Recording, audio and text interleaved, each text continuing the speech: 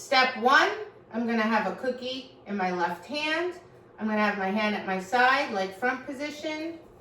I'm gonna give my dog the cue. As I give my dog the cue, I'm going to step back and I'm gonna feed back there because I want my dog to drive past me, turn, and then come into position.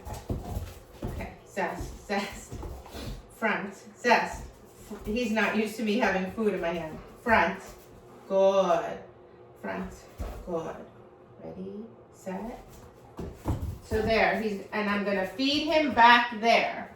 All right, and I'm gonna do that over and over and over, session after session, Zesty, front, front, until I can feel that the dog is really responding to my cue instantly and driving all the way behind me. Zest, stop being a clown, come here, front, Zesty, oh boy, Zesty, front, there's nothing in that hand, front, front, good boy, good, wait, ready, set, get close, yes,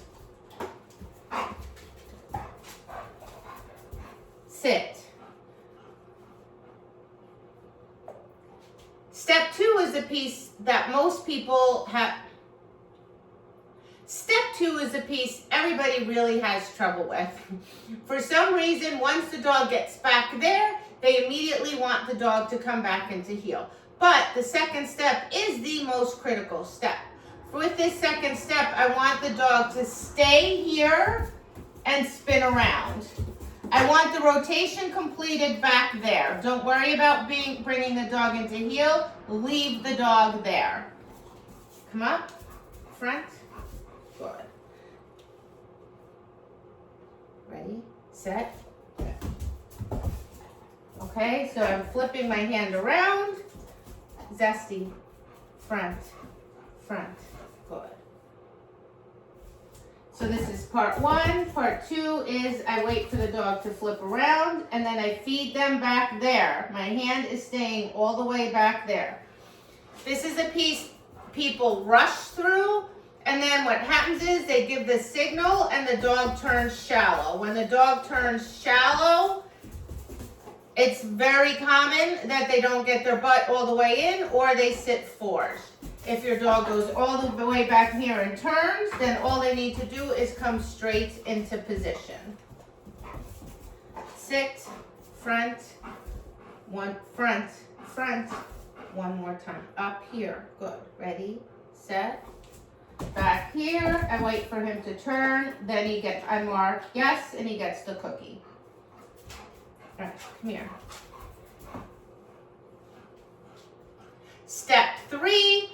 After the dog is consistently driving back and spinning back there every time, then we bring them into heel position. Typically, I use food. I might only use food once because Zesty's eating my hand.